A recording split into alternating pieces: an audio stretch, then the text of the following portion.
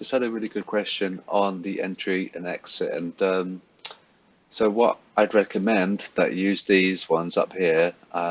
So for monthly, weekly to H1, get that for bias, and then use the M30, M15, M5 for entry.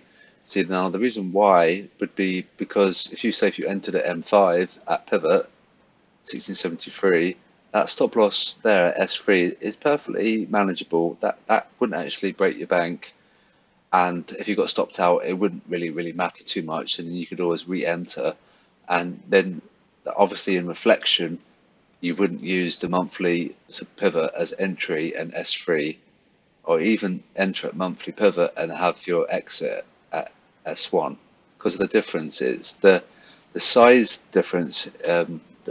The distance is so much greater on these time frames. So use these for bias, and then use these for entries. So like perhaps you could even do like the M15 enter at pivot 1673 and then 1666. So that would be fairly. It would be. It would suck if you got stopped out there, but if you keep your lot sizes small, then that would be fine.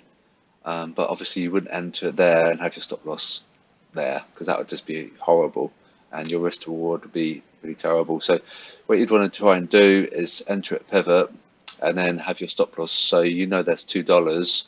So if you predict $6 as your TP, that's a risk to reward of it's a 3R trade. So that's very good. So you risk $2 to get 6.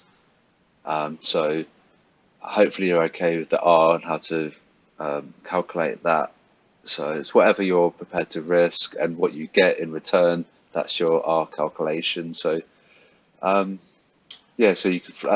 You could perhaps don't necessarily have to use S3. You could use pivot and then S1, but that's really close. Obviously, the higher time frames, the stronger the bias. So it's everything lined up, which it is, then it would be a buy scenario, and you wouldn't sell. And that's really important, because say if you think it's like topping out, oh, I might just sell it. Well, think about the big picture and what's the sentiment doing. So you'd want to check your technicals and your sentiment. So I'm going to follow this video up with how to read the SSI on the FXCM. So this is just a demonstration. It's just a case of you just really, it's going to be quite time consuming. You could do at the daily and then enter there, and then your exit could be there and target perhaps R3 if you were working and you didn't have time to look at this.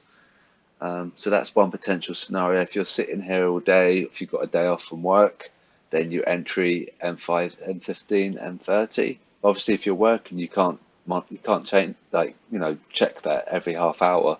That changes every 5 minutes. So it's great if you're at home, not so good if you're working. So if you're at work, you could have perhaps enter there, stop loss there, and then take profit there. As long as whatever your TP is, you'll take profit, as long as that's larger than what you're prepared to risk. So the key being is that you always move your stop ahead of break even, just in case of reversal.